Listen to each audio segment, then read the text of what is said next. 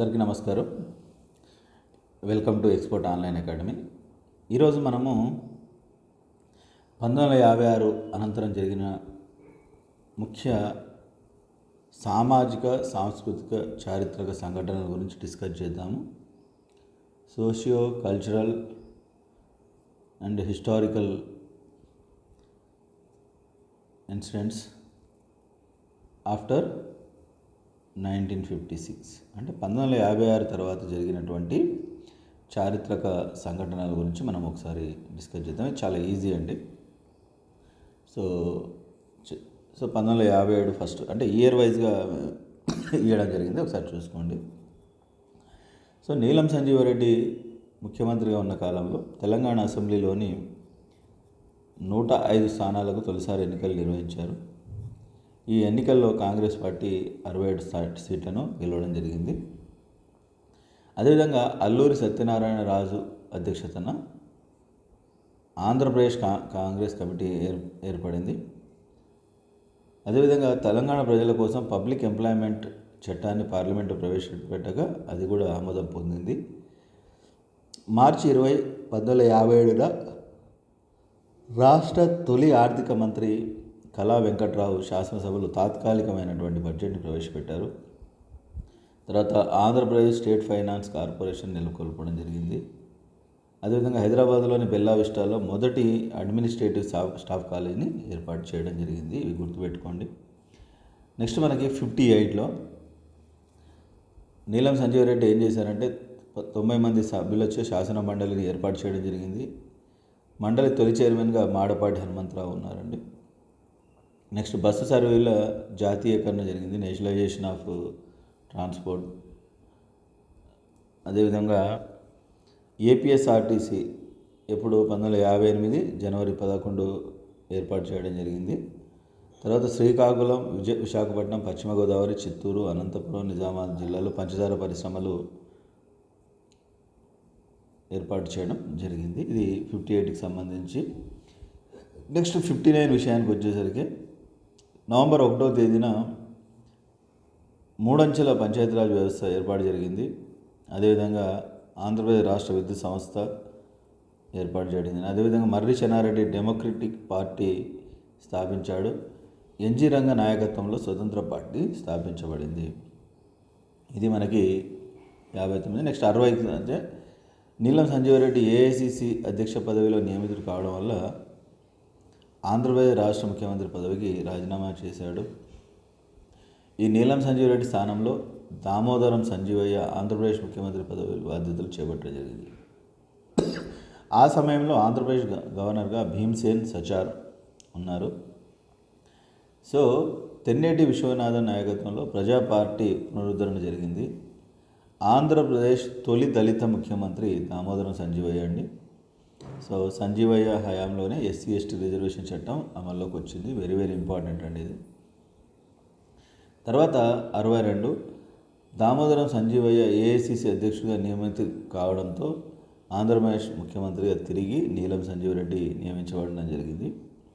So తర్వాత July 3వ తేదీన అమెరికా రాయబారి ప్రొఫెసర్ గాల్ బ్రైత్ ప్రభుత్వ పాఠశాలలో విద్యనభ్యసిస్తున్న విద్యార్థుల కోసము మధ్యాహ్న భోజన పథకం ప్రవేశపెట్టాడు. మెదక్ జిల్లా నర్సాపూర్ ఈ పథకాన్ని ప్రారంభించడం జరిగింది మొట్టమొదటిసారిగా. నెక్స్ట్ 63. సో ఇలా మనకి 63వ సంవత్సరంలో ఏం జరిగింది ఇది జస్ట్ మీరు ఒక లుక్ ఇస్తే సరిపోతుందండి. ఇందులో మనం స్పెషల్గా దీన్ని మనం ఏదో ఎక్స్ప్లెనేషన్ అవసరం లేదు. సంవత్సరాల వారుగా మనము చూసుకోవాలి. సో ఇది నెక్స్ట్ ప్రత్యేక తెలంగాణ ఉద్యమము. సో పెద్ద మనుషుల ఒప్పందంలో ఏవైతే తెలంగాణ ప్రజలకు హామీలు ఇవ్వబడ్డాయో అవి ఉల్లంఘన జరిగిందని తెలంగాణ ప్రజలు తెలంగాణ ఉద్యమం ప్రారంభించడం జరిగింది. సో 1968 జూలై 10న తెలంగాణ పరిరక్షణ దినంగా పాటించడం జరిగింది. సో ఈ ప్రత్యేక తెలంగాణ తొలి ఉద్యమానికి ఖమ్మం జిల్లాలోని పాల్వంచ వేదికగా మారింది. సో ఖమ్మం జిల్లాకు చెందిన రామదాసు ఈ అన్యాయాలను మొదటిలోకి వెలుగులోకి తెచ్చాడు. సో ఇది మనకి దీనికి సంబంధించినటువంటి. అదేవిధంగా ఖమ్మం జిల్లాలోని పాల్వంచలో గాంధీ చౌక్ వద్ద రవీంద్రనాథ్ అనేటటువంటి విద్యార్థి నిరాహార దీక్ష చేపట్టడం జరిగింది. సో దీనికి మద్దతు తెలిపినటువంటి ఖమ్మం మున్సిపాలిటీ ఉపాధ్యక్షుడు కవి రాజమూర్తి మద్దతు తెలపడం జరిగింది. సో ఇది నెక్స్ట్ ఇటువంటి క్లిష్ట పరిస్థితులు ఏమైందంటే 1969 జనవరి 19న అఖిలపక్ష నాయకులతో సమావేశం ఏర్పాటు చేసి ఎవరు అప్పటి ముఖ్యమంత్రి కాసు బ్రహ్మానందరెడ్డి అందులో 2 ముఖ్య విషయాలను చర్చించడం జరిగింది. మొదటిది తెలంగాణలోని ఆంధ్ర ఉద్యోగులందరినీ వెనక్కి పంపడం, రెండవది తెలంగాణ ఆదాయంలో మిగులు నదులు ఎంత అనేది తెలపడము. సో దీన్ని నిర్ణయించేందుకే మనకి కుమార్ లలిత్ అధ్యక్షతన ఒక కమిటీ నియమించడం జరిగింది.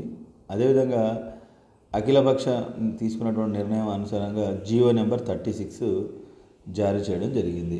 సో ఇక్కడ మనకి ఈ అంశాలు ఏవైతే ఉన్నాయో ఇక్కడ కమిటీలు ఉన్నాయి కదండి, అవే ఇక్కడ ఇవ్వడం జరిగింది. ఒకసారి చూడండి. ఈ కమిటీ ఏంటంటే మార్చి నెల 1969 లోపు ఈ కమిటీ ప్రభుత్వాన్ని నివేదిక సమర్పించింది. నివేదిక ప్రకారం ఏంటంటే 4500 మంది ఆంధ్ర ఉద్యోగులు ముల్కీ నిబంధనలకు విరుద్ధంగా తెలంగాణలో పనిచేస్తున్నారని తెలిపింది. నెక్స్ట్ అదేవిధంగా మిగులు నిధులు 34.10 కోట్ల రూపాయలను కూడా చెప్పింది. ఇది కమిటీలు ఇంపార్టెంట్ అండి. ఇవి అది ఆంధ్ర తెలంగాణ అని కాదు, కానీ కమిటీలు చాలా important. Next Vashishtha Bhargav committee. So ఈ కుమార్ లలిత్ ఇచ్చినటువంటి కమిటీ నివేదిక ఏదైతే ఉందో దానిపై విచారణ జరగడానికి 1969 ఏప్రిల్ 11వ తేదీన so justice Vashishtha Bhargav committee ఏర్పాటు చేయడం జరిగింది. దీని ప్రకారం మిగులు నిధులు ఎంత 28 కోట్లు. సో ఇక ఉద్యోగుల సంఖ్యలో దాదాపు పైన సంఖ్యనే సేమ్గా చెప్పింది. Next Wanchoo committee. ముల్కీ నియమాలపై కోర్టు తీర్పు నేపథ్యంలో కేంద్ర ప్రభుత్వం జస్టిస్ కైలాసనాథ్ వాంచు కమిటీ నియమించింది. సభ్యులు శీతల్వాడే నిరండే. సో ఇది చాలా చాలా ఇంపార్టెంట్ అండి. ఈ కమిటీలో ఉన్నటువంటి సభ్యులు కానీ ఇవి చాలా మనం జాగ్రత్తగా పెట్టుకోవాల్సినటువంటి అవసరం ఉంది. నెక్స్ట్ అష్టసూత్ర పథకం అండి. సో ఈ రక్షణలు సరిగా అమలు కాలేదనే ఉద్దేశంతో తెలంగాణ ప్రజలు చేస్తున్నటువంటి ఉద్యమం ఏదైతే ఉందో ఆ ఉద్యమాన్ని చల్లబరచడానికి అప్పటి ప్రధాని శ్రీమతి ఇందిరాగాంధీ ఢిల్లీలో ఏర్పాటు చేసినటువంటి సమావేశానికి తెలంగాణ నాయకులైన మర్రి చెన్నారెడ్డి, కొండా లక్ష్మణ్ బాపూజీ, దూకల్ రామచంద్రారెడ్డి, జె చొక్కారావు మొదలైనటువంటి వారు హాజరు కావడం జరిగింది. అయితే ఈ చర్చలు అంత సక్సెస్ కాలేదు. సో అందుకనే ఈ తాత్కాలికంగా ఉద్యమాన్ని ఆపడానికి చేసిన ప్రయత్నంలో భాగంగా 1969 ఏప్రిల్ 11వ తేదీన డేట్లు ఇంపార్టెంట్ అండి. ఇది సంవత్సరం కూడా ఇంపార్టెంట్. ఏప్రిల్ 11వ తారీఖున మనకి ఈ అష్టసూత్ర పథకం ప్రకటించడం జరిగింది. సో ఈ అష్టసూత్ర పథకంలో ఉన్నటువంటి అంశాలు ఏమేమి ఉన్నాయనేది ఒకసారి జాగ్రత్తగా చూసుకోవాలి మీరు. సో జాగ్రత్త 8 ఉంటాయి. ఈ 8 అంశాలు ఏమున్నాయి ఒకసారి జాగ్రత్తగా చూడండి. సో నెక్స్ట్ జీవో నెంబర్ 36 ఇంతకుముందే చెప్పుకున్నాం మనము. కాసు బ్రహ్మానందరెడ్డి జీవో నెంబర్ 36ని జారీ చేశారని. దీంట్లో పేర్కొన్నట్టుగానే ఇది ఎప్పుడు 1969 జనవరి 21న జీవో ఇవ్వడం జరిగింది. సో 1969 ఫిబ్రవరి 28లోగా నాన్ముల్కీలను తిరిగి వెనక్కి పంపుతాను ప్రభుత్వం హామీ ఇచ్చింది అన్నట్టు. ఓకేనా. సో ఇలా మనకి దీనికి సంబంధించినటువంటి విషయం ఇది జీవో 36. అయితే ఏమైంది, ఈ జీవో చెల్లదని సవాల్ చేస్తూ హైదరాబాద్ నగరంలోని వివిధ ప్రభుత్వ కార్యాలయాలు పనిచేసిన కొంతమంది ఉద్యోగులు ఇప్పుడు హైకోర్టులో రిట్ పిటిషన్ వేశారు. అయితే జస్టిస్ చిన్నపరెడ్డి ఆధ్వర్యంలోని ధర్మాసనం ముల్కీ నిబంధనలు రాజ్యాంగ విరుద్ధమని జీవో చెల్లదని తీర్పిచ్చింది. సో అప్పుడున్నటువంటి జడ్జి ఎవరు, హైకోర్టు జడ్జి కానీ సుప్రీంకోర్టు జడ్జి కానీ ఎవరనేది మనము తెలుసుకోవాలి. అదేవిధంగా దీనిపై సుప్రీంకోర్టులో అప్పీల్ చేయగా ప్రధాన న్యాయమూర్తి జగన్మోహన్ రెడ్డి, న్యాయమూర్తి ఆవుల సాంబశివరావులోని హైకోర్టు డివిజన్ బెంచి ఫిబ్రవరి 4న మళ్ళీ స్టే వచ్చింది. సో ఆ నిర్ణయం హైకోర్టు తీర్పు ఏదైతే ఉందో దాని మీద మళ్ళీ స్టే రావడం జరిగింది. సో ఇక్కడ అష్టసూత్ర పథకము జీవో 36 చాలా ఇంపార్టెంట్ అండి. సంవత్సరాలతో సహా మనం గుర్తుపెట్టుకోవాల్సినటువంటి అవసరం ఉంది. అందులో ఉన్నటువంటి అంశాలు కూడా గుర్తుపెట్టుకోవాలి. నెక్స్ట్ జై ఆంధ్ర ఉద్యమం. సో ఇక్కడ ముల్కీ నిబంధనల వల్ల జై ఆంధ్ర ఉద్యమం అనేది తలెత్తింది. సో తెలంగాణ ప్రాంతంలో 1956 నుంచి ఈ ముల్కీ నిబంధనలు అయితే అమల్లో ఉన్నాయి మనకి. అయితే కొంతమంది ఈ ఆంధ్ర ప్రాంత ఉద్యోగులు ముల్కీ నిబంధనలను సవాల్ చేస్తూ 1972 హైకోర్టులో రిట్ వేస్తే అది చెల్లదని కోరుతుంది. దీంతో ప్రభుత్వం ఏం చేసింది, సుప్రీంకోర్టుకు పోయింది. సో అప్పుడు ముల్కీ నిబంధనలు న్యాయబద్ధమైన సుప్రీంకోర్టు ఈ తీర్పుతో రాష్ట్రంలో పెద్ద సంక్షోభము సృష్టించబడింది. సో అందుకనే ఈ జయాంధ్ర ఉద్యమం అనేది ప్రారంభమైంది. 1972 అక్టోబర్ 18న విజయవాడలో సమావేశమై ప్రజా పరిషత్తును ఏర్పాటు చేశారు. దీనికి పరిషత్ అధ్యక్షుడిగా గౌతులచ్చన్న, ఉపాధ్యక్షుడిగా నడిపల్లి నరసింహారావు ఎన్నుకోబడ్డారు. తర్వాత అదేవిధంగా ఈ ముల్కీ నిబంధనలు పూర్తిగా తొలగించాలని ఈ ఎన్జిఓలు ఎవరైతే ఉన్నారో 16 అక్టోబర్ 1972న నిరవధిక సమ్మె ప్రారంభించడం జరిగింది. సో 1972 నవంబర్ 21వ తేదీన సిపిఐ నేత ఇంద్రజిత్ గుప్తా పార్లమెంటు ముందు ఉంచారు అక్కడ జరుగుతున్నటువంటి సంఘటనలు. సో ఈ క్రమంలో రాష్ట్ర విభజన జరగదని ప్రధాని శ్రీమతి ఇందిరాగాంధీ ప్రకటించడం జరిగింది. సో రాష్ట్ర ఐక్యత కోసం ప్రధాని పంచసూత్ర పథకాన్ని ప్రవేశపెట్టడం జరిగింది. ఇప్పటివరకు మనం ఏం చూసాము, అష్టపత్రక సూత్రం చూసాము, GOM-MS 36 చూసాము. నెక్స్ట్ పంచసూత్ర పథకము, ఇది 1972లో వచ్చింది. సో ఇది కూడా ఇందిరాగాంధీ ప్రకటించడము జరిగింది. సో ఈ పంచసూత్ర పథకాల్లో ఎన్ని ఉంటాయండి, ఒక 5 అంశాలు దీంట్లో ఇమిడి ఉంటాయి. తెలంగాణ ప్రాంతంలో నాన్ గ్రాడ్యుయేటెడ్ ఉద్యోగాలకు తహసీల్దార్లు, అసిస్టెంట్ సర్జన్, జూనియర్ ఇంజనీర్ పదవులకు కూడా ముల్కీ నియమాలు వర్తిస్తాయి. సచివాలయము, HODs ఏవైతే ఉన్నాయో HODs, మిగతా ఉమ్మడి కార్యాలయాలు ప్రతి 3 ఉద్యోగాల్లో ఒకటి ముల్కీ ఒకటి తెలంగాణ ప్రాంతం వారికి ఇవ్వాలి. అదేవిధంగా ఈ రక్షణలు రాజధాని అయిన హైదరాబాద్ నగరంలో 1977 సంవత్సరం చివరి వరకు, మిగతా తెలంగాణ జిల్లాల్లో 1980 సంవత్సరం వరకు అమలు జరుగుతాయి. సో ఇలా మనకి ఒకసారి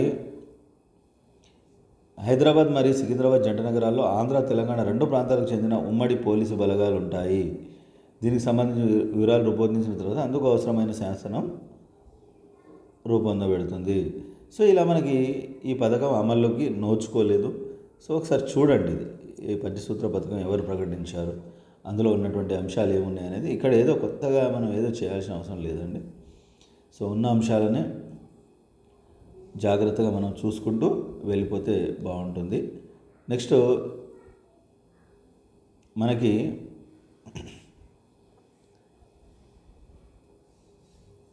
ఈ పంచసూత్ర పథకం తర్వాత ఈ 1972 డిసెంబర్ 7వ తేదీ నుండి ఆంధ్ర ప్రాంత ఉద్యోగుల సమ్మెను ప్రారంభించడం జరిగింది. ఈ సమ్మె 108 రోజులు జరిగింది. సో ఈ జయాంధ్ర ఉద్యమాన్ని సమర్థించినటువంటి పార్టీలు జనసంఘ్, స్వతంత్ర పార్టీ, కాంగ్రెస్లోని కొంతమంది. ఇది కొంచెం ఇలాంటి గుర్తుపెట్టుకోవాలండి. ఈ ఉద్యమాన్ని సమర్థించిన పార్టీలు ఏంటి, తర్వాత ఎవరు సమర్థించలేదు. తర్వాత ఆంధ్ర ప్రాంత ప్రతినిధుల మహాసభ 1972 డిసెంబర్ 17న విజయవాడలోని ఆంధ్రరత్న భవన్లో జరిగింది. సభకు ఉప ముఖ్యమంత్రి B.Y. సబ్బారెడ్డి అధ్యక్షత వహించారు. తర్వాత ప్రత్యేక ఆంధ్ర రాష్ట్ర సాధనకు ఆంధ్ర సేన అనే సంస్థను ఏర్పాటు చేయడం జరిగింది. దీనికి అధ్యక్షులు మాదాల జానకిరామ్. సో తర్వాత 1972 డిసెంబర్ 24న విజయవాడలోని ఏలూరు రోడ్డు సెంటర్లో ప్రత్యేకాంధ్రవాదులు జరిగినటువంటి పోలీసు కాల్పుల్లో 2 మరణించడం జరిగింది. తర్వాత 1972 డిసెంబర్ 31న తిరుపతిలో సమావేశమైన తర్వాత ఆంధ్ర నాయకులు ఉద్యమాన్ని ఉధృతం చేయాలన్న తీర్మానించడం జరిగింది. సో ఇలా మనకి 1973 జనవరి 4న విజయవాడలో సమావేశమైన ఆంధ్రసేన మహాసభ వెంటనే ఆంధ్ర రాష్ట్రాన్ని విభజించి ఆంధ్ర తెలంగాణలను వేరు చేయాలని తీర్మానించింది. సో ఇలా మనకి జాగ్రత్తగా, అంటే ఒక్కొక్క ఇన్సిడెంట్ మీరు ఏం చేయాలంటే ఒక సీక్వెన్స్లో రాసుకోవాలండి. సీక్వెన్స్లో రాసుకుంటేనే మీకు చాలా జాగ్రత్తగా అర్థమవుతుంది. సో ఇది జాగ్రత్తగా ఒకసారి ఏదైతే ఈ పేజ్ ఉందో ఈ పేజ్ని మీరు జాగ్రత్తగా ఒక దగ్గర పెట్టుకొని నీట్గా మీరు రాసుకోండి. సో ఇలా మనకి 1973 ఆంధ్ర కాంగ్రెస్ కార్యనిర్వహణ సమితి హైదరాబాద్లో B.V. సుబ్బారెడ్డి అధ్యక్షతన సమావేశం అయిందండి. ఈ సమావేశంలో ప్రధాని సూచించిన ఆరు సూత్రాలను ఏకగ్రీవంగా ఆమోదించారు. అదేవిధంగా 6 సూత్రాల ప్రకటనతో జై ఆంధ్ర ఉద్యమం ముగిసిపోయింది. ఆంధ్రప్రదేశ్లో రాష్ట్రపతి పాలన ఎత్తేసారు. సో నెక్స్ట్ మనకి 6వ ముఖ్యమంత్రిగా జలగం వెంగళరావు బాధ్యతలు స్వీకరించడం జరిగింది. నెక్స్ట్ 6 సూత్రాల పథకము. సో ఈ 6 సూత్రాల పథకము ఒకసారి జాగ్రత్తగా చూడండి. వెరీ వెరీ ఇంపార్టెంట్ ఇది కూడా. ఇందులో 6 అంశాలు ఉంటాయండి. సో ముల్కీ నిబంధనలు ప్రాంతీయ కమిటీలో అవసరం ఉండదు, కావున అవి రద్దయిపోతాయి. సరే, భారత రాజ్యాంగాన్ని సవరించే అధికారం రాష్ట్రపతికి ఉంది. తర్వాత ఒక అడ్మినిస్ట్రేటివ్ ట్రిబ్యునల్ ఏర్పాటు చేయాలి. తర్వాత ప్రభుత్వ ఉద్యోగ నియామకాల్లో స్థానికులకు అవకాశము. తర్వాత రాజధానిలో ఒక కేంద్రీయ విశ్వవిద్యాలయాన్ని ఏర్పాటు చేయడం. తర్వాత ప్రణాళిక బోర్డును ఏర్పాటు చేయడం. ఈ 6 అంశాలు ఒకసారి జాగ్రత్తగా చూడండి. నెక్స్ట్ 75 ఇవి వరుసగా ఒకసారి మీరు చూసుకోండి. సో 6 సూత్రాల పథకానికి చట్టబద్ధం చేశారు. అది 371D అంటే మొన్నటిదాకా మనము ఇది ఈ ప్రత్యేక రాష్ట్రం ఏర్పడిన తర్వాత దీని మీద కొంత చర్చ కూడా జరిగింది. సో 371D రాజ్యాంగ సవరణ చేశారు. ఎన్నో రాజ్యాంగ సవరణ? 32వ రాజ్యాంగ సవరణ. ఇవి ఇంపార్టెంట్ అండి. అదేవిధంగా ఈ రాష్ట్రపతి ఉత్తర్వులు కూడా జాగ్రత్తగా చూసుకోవాలి. తర్వాత ఇయర్ వైజ్గా ఇన్సిడెంట్లు ఏవైతే ఉన్నాయో ఒకసారి జాగ్రత్తగా చూసుకోండి. సో ఇయర్ వైజ్గా ఇన్సిడెంట్లు ఒకసారి జాగ్రత్తగా చూసుకుంటే మీరు రాసుకోవచ్చు. అంటే ఇదంతా సీక్వెన్స్లో ఒక 2-3 పేజీలు రాసుకోవాలండి. సో 83 నెక్స్ట్ మనకి ఎన్టీఆర్ పీరియడ్ అండి ఇది మనకి. సో ఇదంతా మీరు జాగ్రత్తగా చూసుకోండి. ఈ సంవత్సరాలది నేను ఇక్కడ మీకు చెప్పదలుచుకోలేదు, ఎక్కువ దాని గురించి మనకు మీరు జాగ్రత్తగా ఇవి చూసుకొని మీరు చదువుకోవచ్చు. చాలా ఈజీ టాపిక్ అండి ఇది. మనము తర్వాత సాంస్కృతిక పరిణామాలు వివిధ అకాడమీ సంస్థలు, ఇది ఒకసారి డిస్కస్ చేద్దాం. నేను ఇయర్ వైజ్గా నేను చెప్పట్లేదు, దయచేసి మీరు పీడిఎఫ్ ఏదైతే ఉందో మీకు కనబడుతున్నటువంటి స్క్రీన్ను కొంచెం ఆపుకొని మీరు నోట్స్ రాసుకోండి. ఆంధ్రప్రదేశ్ సాహిత్య అకాడమీ 1957లో ఏర్పాటు చేయబడింది. సామాన్య ప్రజల్లో సాహిత్య పఠనాన్ని పెంపొందించడానికి ఏర్పాటు చేయబడింది. అదేవిధంగా సంగీత నాటక అకాడమీ 1957లో ఏర్పాటు చేశారు దీన్ని. సో అదేవిధంగా లలిత కళల అకాడమీ 1961లో, ఆంధ్రప్రదేశ్ సైన్సెస్ అకాడమీ 1963లో స్థాపించారు. Next Telugu academy. సో ఈ తెలుగు అకాడమీ అనేది 1966లో రాష్ట్ర ప్రభుత్వంచే మొదట రాష్ట్ర భాషా సంస్థగా స్థాపించబడి తెలుగు అకాడమీగా పేరు మార్చారు. సో ఇందులో దీని యొక్క ప్రధాన శాఖలు పరిశోధన, బోధన, ప్రచురణ అండి. తెలుగు తల్లి రూప చిత్రకారుడు కొండపల్లి శేషగిరిరావు. తర్వాత మనకి అధికార భాషా సంఘము. సో ఇది 1966 మే 14న ఏర్పాటు చేయబడింది. ఒక చట్టాన్ని చేసి గెజెట్ విడుదల చేశారు. తర్వాత రాష్ట్ర పబ్లిక్ సర్వీస్ కమిషన్ పరీక్షలు తెలుగులో కూడా రాయవచ్చని ఉత్తర్వులు 22 సంవత్సరం 1970 అండి.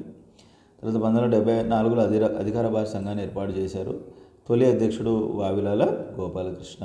సో అదేవిధంగా 2004 నుంచి ఉగాదిని అధికార భాష సంవత్సరంగా ప్రకటించడం జరిగింది. తర్వాత 2008 నుంచి తెలుగు భాషకు ప్రాచీన హోదా స్థాయిస్తున్నట్లు కేంద్ర ప్రభుత్వము ప్రకటించడము జరిగింది. సో ఇది దీనికి సంబంధించి. నెక్స్ట్ అంతర్జాతీయ తెలుగు సంస్థ, ఇది సెప్టెంబర్ 8, 1978న స్థాపించడం జరిగింది. ఈ సంస్థ ప్రచురించేటటువంటి పత్రిక తెలుగువాణి. అంటే దేశ విదేశాల్లో ఉన్నటువంటి తెలుగు భాష సంస్కృతి ప్రియులకు సాంస్కృతిక సంబంధాలను నెలకొల్పే ఆశయంతో ఇది ఏర్పాటు చేయడం జరిగింది. నెక్స్ట్ ఆంధ్రప్రదేశ్ బాలల అకాడమీ, దీన్ని 1976లో ఏర్పాటు చేయడం జరిగింది. సో ఇది తొలి అధ్యక్షుడిగా నాటి ఆంధ్రప్రదేశ్ రాష్ట్ర విద్యాశాఖ సాంస్కృతిక వ్యవహారాల శాఖ మంత్రి వెంకట కృష్ణారావు నియమితులయ్యారు. సో నాటి రాష్ట్రపతి ప్రకృతి నరిచే ప్రారంభించడం జరిగింది. వీళ్ళు ప్రచురించేటటువంటి పత్రిక బాలచంద్రిక అండి. నెక్స్ట్ ఉర్దూ అకాడమీ, ఇది 1976లో ఏర్పాటు చేయడం జరిగింది. రాష్ట్ర ద్వితీయ భాషగా ఉర్దూ భాషను గుర్తించడం జరిగింది.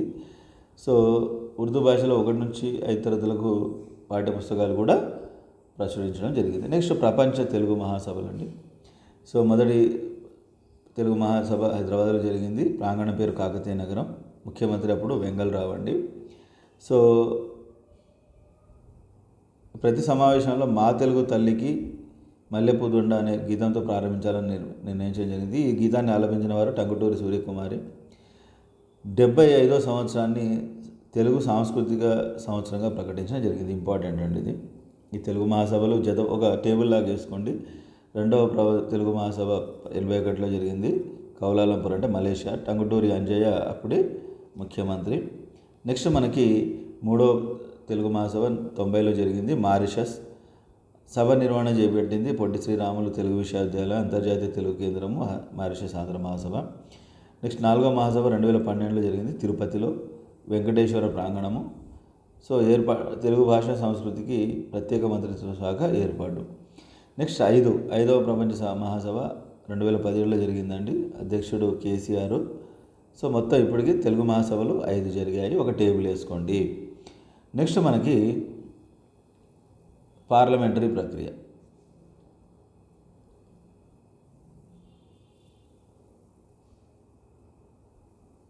కమిటీలు కొంచెం జాగ్రత్తగా గుర్తుపెట్టుకోండి. తెలంగాణ ఉద్యమం పార్లమెంటరీ ప్రక్రియ.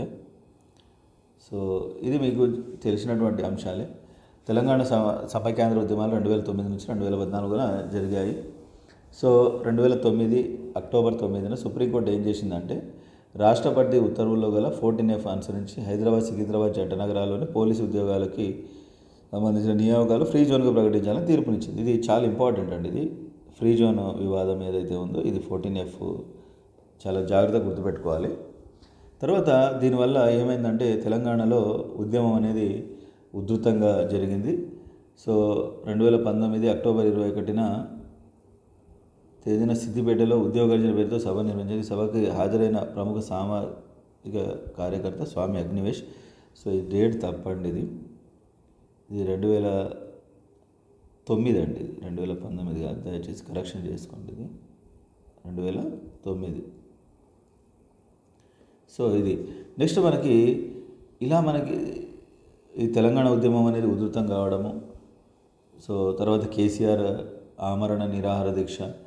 సో దీంతో మనకి ఏమైందంటే 2009 డిసెంబర్ 7వ తారీఖున తెలంగాణ రాష్ట్ర ఏర్పాటుపై అభిప్రాయ సేకరణగానే అఖిలపక్ష సమావేశాన్ని ఏర్పాటు చేశారు. దీంట్లో పాల్గొన్నటువంటి పార్టీలు Congress, Telugu Desam, BJP, Telangana Rashtra Samithi, Prajarajyam, CPI, CPM, MIM, Loksatta. అయితే ఇది అప్పుడు ముఖ్యమంత్రి రోషయ్య అధ్యక్షతన జరిగిందండి. సిపిఐఎం, ఎంఐఎం పార్టీలు తప్ప అన్ని రాజకీయ పార్టీలు తెలంగాణ రాష్ట్ర ఏర్పాటుకు సుముఖతను వ్యక్తం చేశాయి. సో డిసెంబర్ 9, 2009న 11:30 అప్పటి హోంమంత్రి చిదంబరం తెలంగాణ రాష్ట్ర ఏర్పాటును ప్రక్రియను ప్రారంభిస్తున్నట్టు ప్రకటన చేశారు. తర్వాత ఏమైందంటే, ఎప్పుడైతే ఈ ప్రకటన వెలువడిందో సీమాంధ్ర ప్రజల్లో, నాయకుల్లో హింసాత్మక ఘటనలు చోటు చేసుకొని మళ్ళీ అక్కడ మనకి ఉద్యమం ప్రారంభమైంది. విజయవాడ పార్లమెంట్ సభ్యుడు లగడపాటి రాజగోపాల్ ఆమరణ నిరాహార దీక్ష ప్రారంభించి తెలంగాణ రాష్ట్ర ఏర్పాటు కనుక జరిగితే తాను రాజకీయ సన్యాసానికి సిద్ధమని ప్రకటించడం జరిగింది. సో డిసెంబర్ 23, 2009న మరో ప్రకటన కేంద్ర ప్రభుత్వం చేసింది. తెలంగాణ రాష్ట్ర ఏర్పాటుపై మరింత చర్చలు చేయాల్సి ఉందని, రాష్ట్ర శాసనసభ ఆమోదం పొందాల్సి ఉందని కేంద్ర హోంమంత్రి ప్రకటన చేయడంతో తాత్కాలికంగా తెలంగాణ రాష్ట్ర ఏర్పాటు అనేది ఆగిపోయింది. నెక్స్ట్ కేంద్ర ప్రభుత్వం ఆధ్వర్యంలో తెలంగాణపై జరిగినటువంటి మొదటి అఖిలపక్ష సమావేశము. ఇది 2010 జనవరి 5వ తేదీన చిదంబరం ఆధ్వర్యంలో జరిగిందండి. ఇది అప్పటి ముఖ్యమంత్రి రోషయ్య. సో 8 పార్టీల నాయకులు హాజరు కావడం జరిగింది. ఒక్కో పార్టీ నుండి తెలంగాణ తరపున ఒకరు, సీమాంధ్ర తరపున ఒకరు, మొత్తం 16 మంది నాయకులు హాజరయ్యారు. టీఆర్ఎస్ నుంచి కేసీఆర్, తెలంగాణ సిద్ధాంతకర్త ప్రొఫెసర్ జయశంకర్లు అఖిలపక్ష సమావేశానికి హాజరు కావడం జరిగింది. అదేవిధంగా ఇలా మనకి ఒక్కొక్క పార్టీ నుంచి ఒక్కొక్కరు అయ్యారండి. ఇది జాగ్రత్తగా చూసుకోండి. సో నెక్స్ట్ శ్రీకృష్ణ కమిటీ అండి, ఇంపార్టెంట్ ఇది. సో అప్పుడు తెలంగాణలో జరుగుతున్నటువంటి ఈ ఉద్యమాన్ని చల్లార్చడానికి 2010 ఫిబ్రవరి 3వ తేదీన కేంద్రం శ్రీకృష్ణ కమిటీని ప్రకటించింది. అధ్యక్షుడు ఎవరంటే జస్టిస్ బేలూరు నారాయణ స్వామి శ్రీకృష్ణ. ఈయన సుప్రీంకోర్టు మాజీ న్యాయమూర్తి అండి. కార్యదర్శులు వినోద్ కుమార్ దుగ్గలును కేంద్రం నియమించి మాజీ కేంద్ర హోంశాఖ కార్యదర్శిన. అదేవిధంగా సభ్యులు ఎవరెవరు ఉన్నారు? రవీందర్ కౌర్, రణబీర్ సింగ్, అబూ సలేం షరీఫ్, వీళ్ళంతా ఇంపార్టెంట్ అండి. ఇవన్నీ గుర్తుపెట్టుకోవాలి మనం. వాళ్ళు ఏమేమి అంటే ఏ ఏ సెక్టార్ నుంచి వచ్చారనేది కూడా చెప్పుకోవాలి మనము. సో ఈ శ్రీకృష్ణ కమిటీ ఏం చేసిందంటే రాష్ట్ర పర్యటన చేసిన తర్వాత 2010 డిసెంబర్ 30న తన నివేదికను సమర్పించడం జరిగింది. సో మొత్తం 9 అధ్యాయాలు ఉండగా 8వ అధ్యాయాన్ని గోప్యంగా ఉంచాలని సూచింది. సో ఈ శ్రీకృష్ణ కమిటీ ప్రతిపాదనలు ఏమున్నాయనేది మనకి ఇక్కడ క్లియర్ కనబడుతుంది.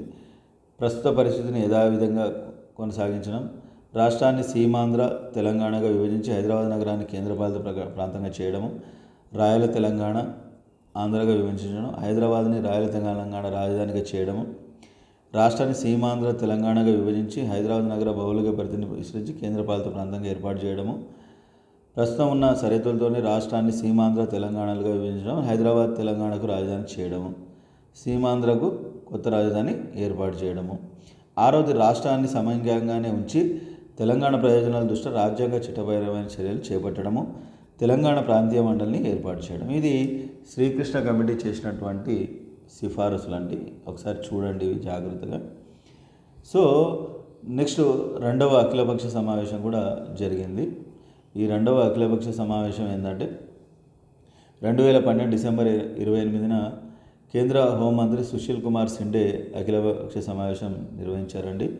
సో తెలంగాణ తరఫున సురేష్ రెడ్డి, ఆంధ్రప్రదేశ్ నుంచి గాదే వెంకటరెడ్డి పాల్గొనడం జరిగింది. సో ఇలా మనకి ఒక్కొక్క పార్టీ నుంచి ఒక్కొక్కళ్ళు పార్టిసిపేట్ చేశారు. ఒకసారి చూసుకోండి ఇది.